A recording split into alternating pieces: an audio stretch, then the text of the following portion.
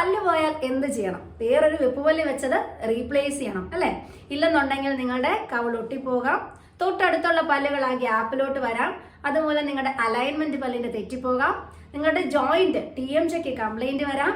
ഇനി പിന്നീട് ഒരു കാലത്ത് നിങ്ങൾ വെപ്പുപല്ല് വെക്കണമെന്ന് ആഗ്രഹിച്ചാൽ ചിലപ്പോൾ സാധിക്കാതെ വരാം. കാരണം ആ ഗ്യാപ്പ് ഈ അടുത്തുള്ള പല്ലുകൾ മൂവ് ചെയ്യുന്നത് കൊണ്ട് പ്രശ്നത്തിലായിട്ടുണ്ടാവാം. ഇങ്ങനെ ഒരുപാട് പ്രശ്നങ്ങൾ ഉണ്ടാവും അതേസമയം, അല്ലെങ്കിൽ പല്ല് എടുത്ത ഉടനെ നിങ്ങൾ വെപ്പുപല്ല് വെച്ചില്ലെങ്കിൽ. അത് തന്നെ നിങ്ങൾക്ക് ഫിക്സ്ഡ് ആയിട്ടുള്ളത് വെക്കാം, റിമൂവബിൾ ആയിട്ടുള്ളത് വെക്കാം. അത് നിങ്ങളുടെ ചോയ്സ് ആണ്, നിങ്ങളുടെ അഫോർഡബിലിറ്റി ആണ്. പക്ഷേ ഇത് തിരഞ്ഞെടുക്കുമ്പോൾ നിങ്ങൾ എന്തൊക്കെ കാര്യങ്ങൾ ശ്രദ്ധിക്കണം, ഈ കാര്യമാണ് ഇന്നത്തെ വീഡിയോയിലൂടെ നമ്മൾ ഡിസ്കസ് ചെയ്യുന്നത്. ഞാൻ ഡോക്ടർ ഷിമി. ചാനൽ ആദ്യമായി വിസിറ്റ് ചെയ്യുന്നവർ താഴെ കാണുന്ന സബ്സ്ക്രൈബ് ബട്ടൺ ക്ലിക്ക് ചെയ്യുക. ഇനി നിങ്ങൾക്ക് ഇതുപോലെയുള്ള ഹെൽത്ത് വീഡിയോസ് ഇടയ്ക്കിടയ്ക്ക് കേൾക്കണം, അല്ലെങ്കിൽ ഞാനിടുന്ന വീഡിയോസിൻ്റെ നോട്ടിഫിക്കേഷൻ നിങ്ങൾക്ക് കൃത്യമായിട്ട് കിട്ടണമെങ്കിൽ ആ ബെല്ലൈക്കൺ കൂടി ഒന്ന് ക്ലിക്ക് ചെയ്യണം. സോ നമുക്ക് വീഡിയോയിലോട്ട് പോകാം. അപ്പം നമ്മൾ പല്ലെടുത്തു, നമുക്ക് പല്ല് വെക്കണം. പല്ല് വെക്കാൻ നിങ്ങൾക്ക് മുമ്പിലുള്ള ഓപ്ഷൻസ് രണ്ടാണ്, റിമൂവബിൾ ആയിട്ടുള്ളതും അതുപോലെ തന്നെ ഫിക്സ്ഡ് ആയിട്ടുള്ളതും. റിമൂവബിൾ എല്ലാവർക്കും അറിയാം, ഒരു പ്ലേറ്റോട് കൂടി അല്ലെ, ഒരു പിങ്ക് കളർ ഒരു പ്ലേറ്റ്, അതിനകത്തോട്ട് നമ്മൾ പല്ല് ഫിക്സ് ചെയ്ത് വെച്ചിരിക്കുകയാണ്. ഇത് രാത്രി ഊരിയെടുത്തും വെക്കുന്നതാണ്. ഇത് കഴിഞ്ഞത് വെള്ളത്തിൽ ഇട്ട് വെക്കണം, പിന്നീട് ഇടണം. ഇങ്ങനെയാണ് ഏറ്റവും ചിലവ് കുറഞ്ഞിട്ടുള്ള വെപ്പുപല്ലാണ് ഊരിയെടുത്തും വെക്കുന്ന റിമൂവബിൾ ഡെഞ്ചേഴ്സ് എന്ന് പറയുന്നത്. പക്ഷേ ഏറ്റവും കുറഞ്ഞ ട്രീറ്റ്മെന്റ് ആകുമ്പോൾ അതിനൊരു കംഫർട്ടബിൾ ഒരു പ്രശ്നം ഉണ്ടാവും എപ്പോഴും. കാരണം കമ്പയർ ചെയ്യുമ്പോൾ, മറ്റ് വെപ്പുപല്ലുകളെ കമ്പയർ ചെയ്യുമ്പോൾ നമുക്ക് ക്വാളിറ്റി അല്ലെങ്കിൽ കംഫർട്ടബിൾ ലെവൽ ഇതൊക്കെ എന്തിന് കുറവായിരിക്കും? റിമൂവബിൾ ഡെഞ്ചേഴ്സിന് കുറവായിരിക്കും. ഓക്കെ, പക്ഷെ ഇത് ഏറ്റവും ചിലവ് കുറഞ്ഞ ട്രീറ്റ്മെന്റ് ആണ്. ഇതിന് നമുക്ക് എല്ലാവർക്കും തന്നെ അഫോർഡബിൾ ആയിട്ടുള്ള ഒന്നാണ്. ഇനി ഫിക്സ്ഡ് ആയിട്ടുള്ളതാണെങ്കിൽ ഏറ്റവും പ്രീമിയം ട്രീറ്റ്മെന്റ് എന്ന് പറയുന്നത് എന്താണ്? ഡെന്റൽ ഇംപ്ലാന്റ് ആണ്. ഡെന്റൽ ഇംപ്ലാന്റ് എന്ന് പറഞ്ഞാൽ എന്താണ്? സ്ക്രൂ പോലെയുള്ള ഒരു ഇംപ്ലാന്റ്, നിങ്ങളുടെ പല്ലുകൾക്ക് അകത്തോട്ട് ഫിക്സ് ചെയ്യുന്നു സർജിക്കലി.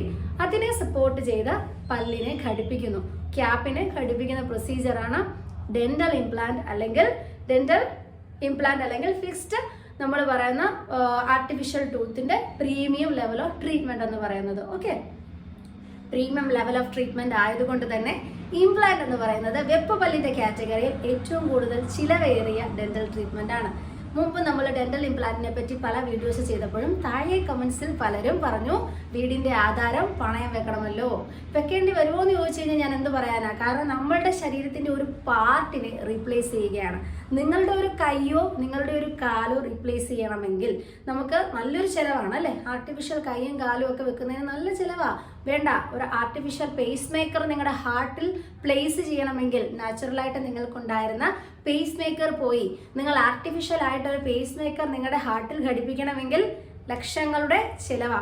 അത് തന്നെയാണ് പല്ലും, നിസ്സാരമല്ല. നിങ്ങളുടെ നാച്ചുറൽ ആയിട്ടുള്ള പല്ല് പോയി കഴിഞ്ഞ് അതിനെ നാച്ചുറൽ പോലെ, അതിനോളം അല്ലെങ്കിലും അതിന് തൊട്ട് താഴെ കംഫർട്ടബിൾ ലെവൽ നിങ്ങൾക്ക് തരുന്നത് പോലെ ഒരു വെപ്പുപല്ല് ഘടിപ്പിക്കുമ്പോൾ ആ ട്രീറ്റ്മെന്റിന് അതിൻ്റെതായ കോസ്റ്റ് ഉണ്ടാകും. കാരണം അതിനുപയോഗിക്കുന്ന ഓരോ മെറ്റീരിയലും കോസ്റ്റ്ലിയാണ്. അതിൽ പലതും ഇമ്പോർട്ടഡ് മെറ്റീരിയലാണ്, പലതും ബോഡിക്ക് റിജക്ഷൻ വരാത്ത മെറ്റീരിയലാണ്. ചെയ്യുന്ന ട്രീറ്റ്മെന്റ് വളരെ സൂക്ഷിച്ച് ചെയ്യേണ്ടതാണ്. ചെയ്യുന്ന ആള് എക്സ്പീരിയൻസ്ഡ് ആയിട്ടുള്ള ഒരു ഡോക്ടർ ആയിരിക്കണം. ആ ഡോക്ടറുടെ എക്സ്പീരിയൻസിന് നമ്മൾ പേ ചെയ്യണം, ആ ഡോക്ടറുടെ അറിവിന് നമ്മൾ പേ ചെയ്യണം.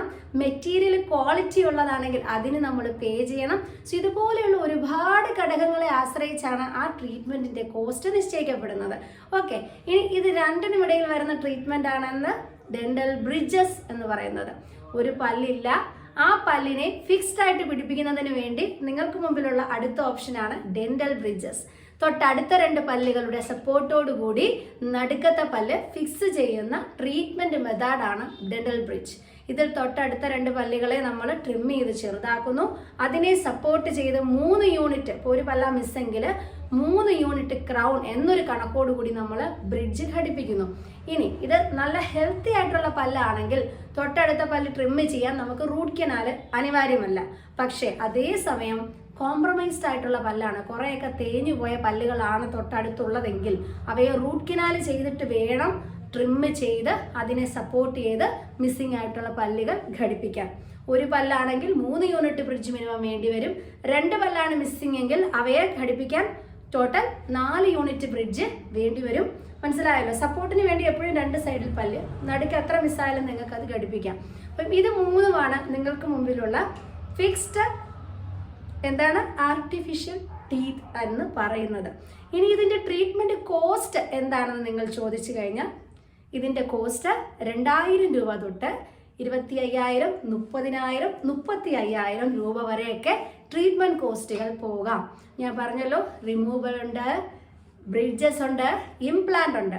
Depends on quality of the treatment, അതുപോലെ ചെയ്യുന്ന ഡോക്ടറുടെ എക്സ്പീരിയൻസ്, നിങ്ങൾ ചൂസ് ചെയ്യുന്ന ഡെഞ്ചർ അല്ലെങ്കിൽ ചൂസ് ചെയ്യുന്ന ടൂത്ത് ഏതാണ്, നിങ്ങൾ ചൂസ് ചെയ്യുന്ന ക്രൗൺ ഏതാണ്, മെറ്റൽ ക്രൗൺ ആണോ അതോ സെറാമിക് ക്രൗൺ ആണോ, സിർക്കോണിയം ക്രൗൺ ആണോ നിങ്ങൾ സെലക്ട് ചെയ്യുന്നത്, ഇമാക്സ് പോലെയുള്ള പ്രീമിയം ക്വാളിറ്റി ക്രൗൺസ് ആണോ നിങ്ങൾ ചൂസ് ചെയ്യുന്നത്, ഇതിനെയൊക്കെ അനുസരിച്ച് ട്രീറ്റ്മെൻറ്റ് കോസ്റ്റ് 2000 രൂപ തൊട്ട് 35,000 ഒക്കെ വരെ മിനിമം പോകാറുണ്ട്.